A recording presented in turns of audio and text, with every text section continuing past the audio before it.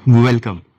आज की वीडियो में मैं आपको ग्लिम्प्स देना चाहता हूँ कि इमोशनल इंटेलिजेंस में हम करते क्या हैं और जो नेगेटिव इमोशंस हैं हमारे, उनका हमें फ़ायदा क्या होता है। ठीक है। ज़्यादातर लोग नेगेटिव इमोशंस को अवॉइड करने की कोशिश करते हैं, फील ही नहीं करना चाहते, वहाँ जाना ही नहीं चाहते, जबकि वो ही रास्ता है सक्सेस का, हैप्पीनेस का, ग्रोथ का। ठीक है, तो ये सब हम आज की वीडियो में अनकवर करेंगे। एक मिथ है कि इमोशनल इंटेलिजेंस का मतलब आप हर वक्त खुश रहते हो, नेगेटिव फील ही नहीं करते, आपको गुस्सा ही नहीं आता, ठीक है, आप फ्रस्ट्रेट ही नहीं होते। तो ये मिथ को भी मैं डीबस्ट करना चाहता हूँ स्टार्टिंग में ही। ठीक है। इमोशनल इंटेलिजेंस में आपको ये पता चल जाता है कि मैं किस हद तक कहाँ पे कितना गुस्सा करूंगा, कैसे अपने नेगेटिव इमोशंस को अपने फायदे के लिए यूज करूंगा और कैसे पॉजिटिव इमोशन से मैं अपना गोल सेट करूंगा और अचीव करूंगा। तो ये सारी चीजें बहुत ही इंपॉर्टेंट है, कुछ भी छोड़ने की जरूरत नहीं है, सबको यूज करने की जरूरत है। How these are helping me, ये गेम है सारी। फर्स्ट एग्जाम्पल लेते हैं फियर का। ठीक है। आज मॉर्निंग में क्या हुआ, मैंने अपने फादर को रेलवे स्टेशन ड्रॉप करना था, वो हमसे मिलने आए हुए थे। तो 2 दिन पहले हमारे किसी रिलेटिव की ट्रेन मिस हुई थी सेम रेलवे स्टेशन से। क्यों? क्योंकि रेलवे स्टेशन के बाहर ट्रैफिक बहुत था और वो अपनी ट्रेन तक पहुंच ही नहीं पाए। तो इस बात को लेके मेरे फादर बहुत कंसर्न थे, रादर फियरफुल थे, और फियर के मारे हम घर से जल्दी निकल गए, रादर 40 मिनट्स पहले स्टेशन में पहुंच गए। बेनिफिट, क्या बेनिफिट हुआ फियर का कि हम 40 मिनट्स पहले जहां पहुंचना था वहां पहुंच गए। पर अगर ये फियर नहीं होता, ये चांस ऑफ मिसिंग आउट नहीं होता कि ट्रेन मिस हो जाएगी अगर लेट हो गए। 2 दिन पहले ही पता चला है कि किसी की ट्रेन मिस हो चुकी है, ठीक है, उसी सेम रेलवे स्टेशन से। तो क्या फियर ने मेरे को बेनिफिट किया या नुकसान किया? ये क्वेश्चन आप अपने से पूछो। हर एक फियर जब भी आए ना, तो हैबिट क्या डेवलप करनी है कि फियर कुछ मेरे को दिखाने के लिए आया है, बेनिफिट करने के लिए आया है या नुकसान करने के लिए आया है। अगर इग्नोर कर दिया तो ज्यादा नुकसान होगा। ठीक है, आगे बढ़े। सेकेंड इमोशन हम लेते हैं एंग्जाइटी।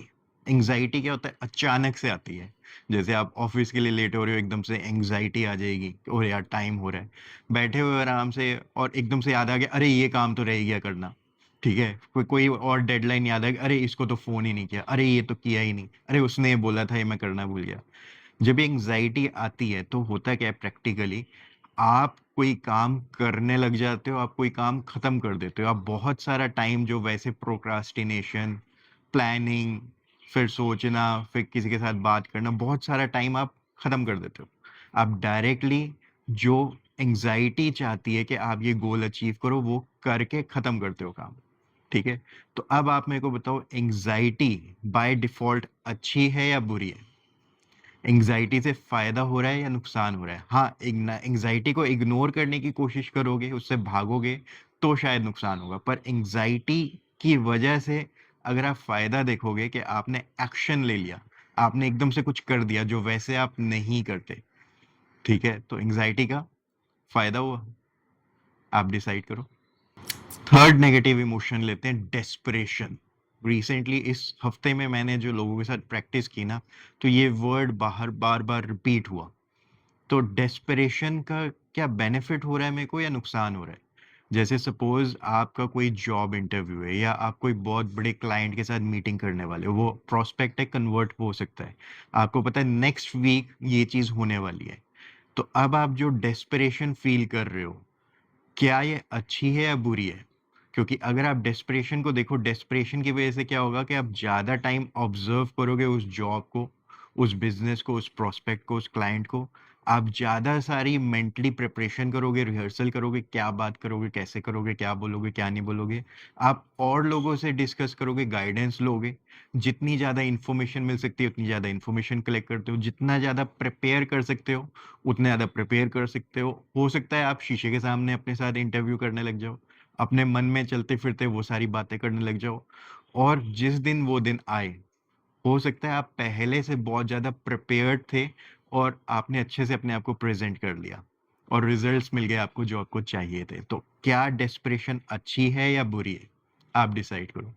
अगर मैं डेस्परेशन को ही अवॉइड कर दूं, सप्रेस कर दूं, तो क्या होगा? और अगर मैं डेस्परेशन को वैल्यू करूं कि हाँ ये मेरा एक इंपॉर्टेंट इमोशन है, मुझे कुछ सिग्नल कर रहा है, डेस्परेशन सिग्नल कर रहा है कि मैं प्रिपेयर हो जाऊं, डेस्परेशन प्रिपेयर्डनेस क्रिएट कर रहा है, मेरा एग्जाम है 2 महीने बाद है, कोई दिक्कत नहीं है, पढ़ लेंगे, मेरा एग्जाम है कल है।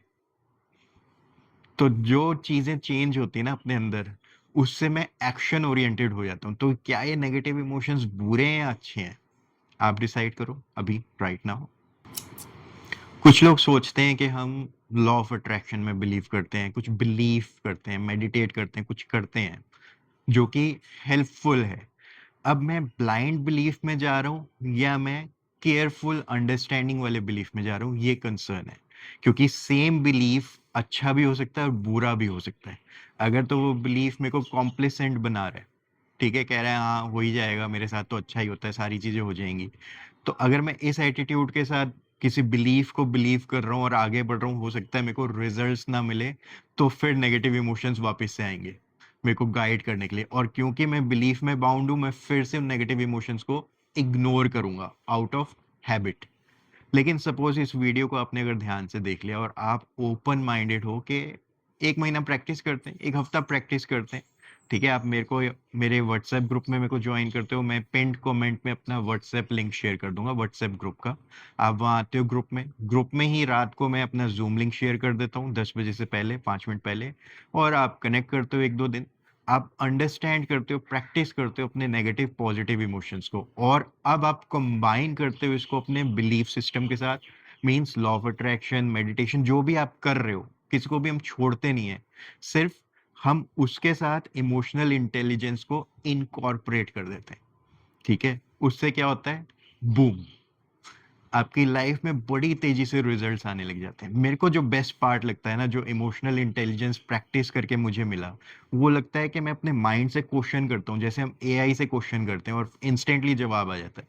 मैं अपने माइंड को प्रॉब्लम बताता हूँ, यार ये टेंशन है, माइंड एकदम से मेरे को बहुत बढ़िया सोल्यूशन दे देता है ऑन द स्पॉट। ये एडवांटेज मेरे को मिला है with practice of emotional intelligence. ये वीडियो देखने से नहीं, बातें करने से नहीं, एक्चुअल के वो 3 क्वेश्चंस जो ग्रुप में हम आंसर करते हैं relating to our negative emotions, positive emotions, और एक कंक्लूजन, जब मैं ये रेगुलर बेसिस में हर 2-2 घंटे में या जितना फ्रीक्वेंटली मैं आंसर कर सकता हूँ, अपना माइंड अप्लाई करता हूँ आंसर करने के लिए, तो नेगेटिव के बेनिफिट्स, पॉजिटिव के फायदे मैं कंबाइन करके जो सिनर्जी के साथ आगे बढ़ता हूँ, उसकी वजह से बहुत ही बढ़िया लाइफ में रिजल्ट्स आते हैं।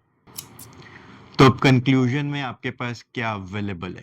कंक्लूजन में ये है कि आप और स्क्रॉल करके और वीडियोस देख सकते हो। This is one of the videos. मैं कुछ अपनी रिकमेंडेड वीडियोस लगा दूंगा, आप वो एक्सप्लोर कर सकते हो।